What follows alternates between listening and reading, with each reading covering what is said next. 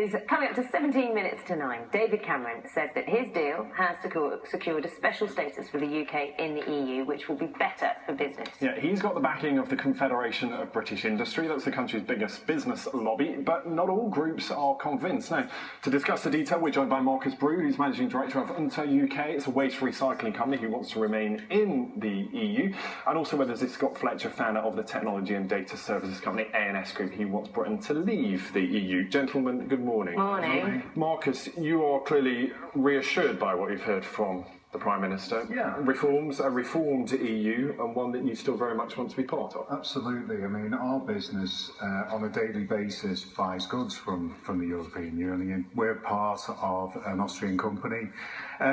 If we left, we don't know what effect that would have on our business. Would we see more tariffs? Would goods cost us more? Could that affect jobs? I mean, it's an unknown question. You know, just on a yearly basis, we receive tax breaks for R&D work that we do in the UK. That's driven from the European Union.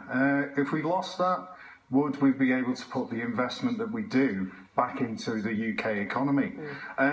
It's an unknown quantity, and for me, that unknown drives my decision to remain. It's interesting, Scott, isn't it? We talk a lot about that uncertainty and the influence that has on business. We don't know. It's unprecedented. No country's ever left the EU, so we don't know what would happen. Are you not worried about that as a business? I think all businesses are worried whichever way, whether you stay in the EU or come out of the EU, you're going to have some uncertainty, because the EU is travelling in a direction of the United States of Europe. There's more and more regulation every day. Interesting that the CBI are for it. Well, that's the big business lobby.